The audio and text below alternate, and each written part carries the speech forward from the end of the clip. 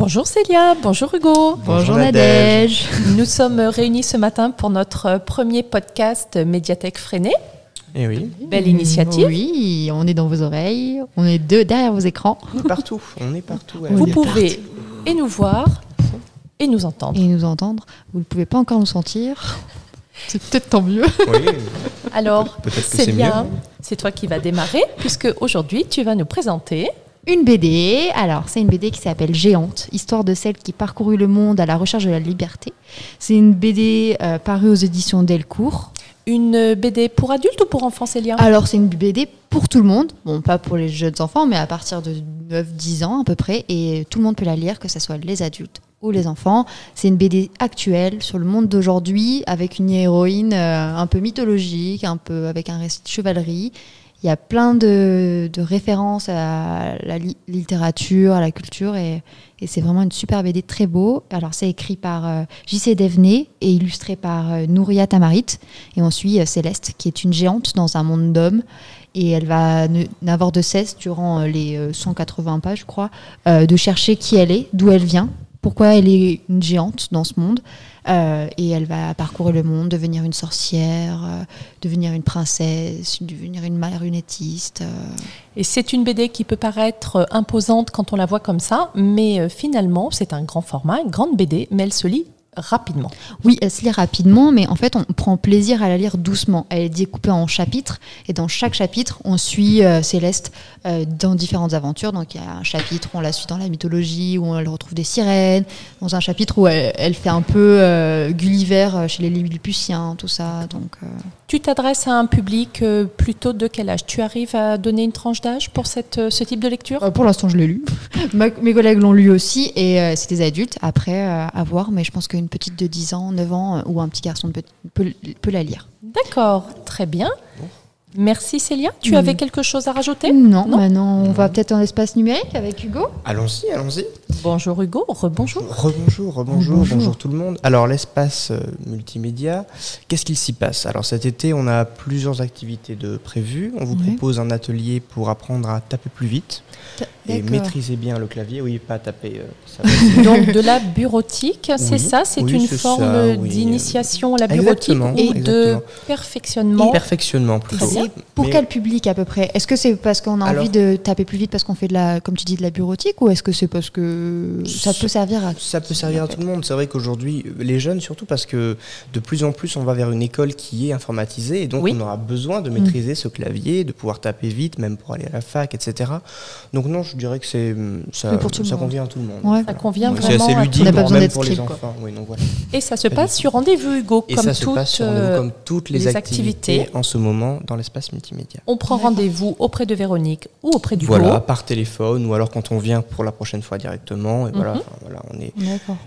Voilà.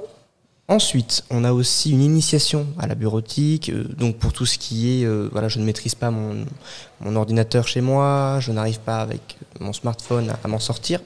Pas de problème, on est là, toujours sur rendez-vous aussi. Je ne comprends pas Internet, est-ce qu'on va pouvoir m'aider et m'orienter? Mais oui, en multimédia, vous êtes. Hugo est là, Le Véro est là. vendredi matin, les vendredis du numérique, c'est fait pour ça. D'accord.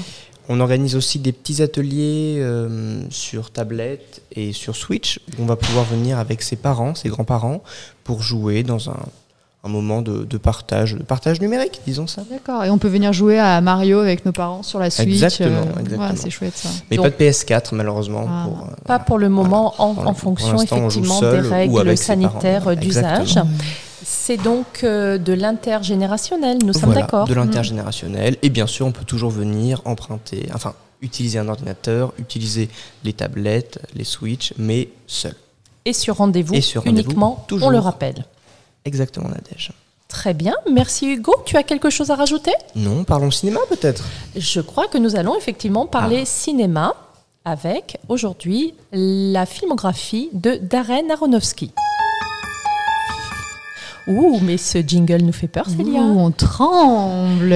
Qui est Darren Aronofsky? Alors, Darren Aronofsky, c'est un metteur en scène américain d'une 50aine d'années qui a une filmographie qui est riche d'une petite dizaine d'œuvres et la plupart du temps, il officie dans le registre du fantastique ou du drame. D'où la raison pour laquelle nous avons mis ce petit jingle un petit peu Je comprends mieux. impressionnant. Alors Darren Aronofsky a commencé sa carrière avec un premier film phare qui était Requiem for a Dream. Puis il y a eu ensuite, dans un ordre à peu près approximatif, The Fountain, qui mettait en scène Rachel Weisz, entre autres, et Hugh Jackman. Cet acteur australien qui, par la suite, a fait une belle et grande carrière. Puis il y a eu Noé, avec Russell Crowe et Jennifer Connelly. Alors Noé qui était donc sur l'histoire de Noé. L'Arche de Noé. Là, il n'y a pas tellement de suspense. Évidemment. Et puis il y a eu après la grande révélation, je pense, qui a fait connaître Darren Aronofsky, c'était plutôt Black Swan avec Natalie Portman, donc cette actrice américaine multi-récompensée.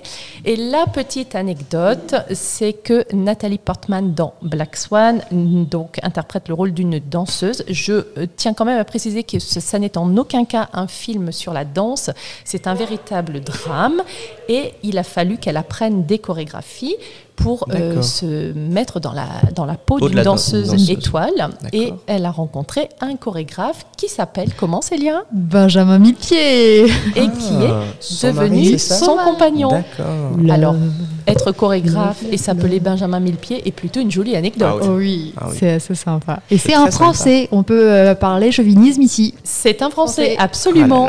Et je termine par le dernier film de Darren Aronofsky qui met en scène Jennifer Lawrence. On l'a retrouvée dans Hunger Games, dans Happiness Therapy. Moi, je l'adore, cette actrice. Absolument. Une jeune actrice américaine, elle aussi multi-récompensée. Et elle a eu un là, Oscar, Mother est un film assez étrange. C'est un film très audacieux, un peu comme tous ceux de Darren Aronofsky, pour lesquels la plupart du temps les fins sont ouvertes, pour lesquels vous vous faites une propre interprétation. Il est plutôt difficile d'expliquer quels sont les tenants et les aboutissants dans ces films. Je pense que c'est tout à fait personnel et vraiment on a une interprétation qui est vraiment la nôtre. Donc c'est à voir, c'est très esthétique, c'est audacieux, c'est surprenant, mais ça fait vraiment partie des incontournables en matière de cinéma contemporain. D'accord, c'est noté dans notre comment on appelle ça ? On a la pile à lire pour les ou la wishlist pour les films à lire, et les films à voir. Voilà. Oui. Et ben voilà, on a noté tout ça. Je vous remercie. Merci Nadège. Merci à toi Nadège. Pour une première émission, nous sommes bien amusés et c'est bien là l'essentiel. Et voilà, on se félicite. On aime bien s'autocongratuler. Il faut. Mais quelle foule est venue nous acclamer. On vous dit à très bientôt pour un prochain podcast. Oui. À bientôt. Même, à la médiathèque. Et oui, à la médiathèque en chair et en os. Et je rappelle que tous les documents qui seront présentés dans les futurs podcasts et celui d'aujourd'hui sont bien sûr mis à disposition des usagers. Évidemment. Allez, à très vite. À bientôt. Ciao. Au revoir.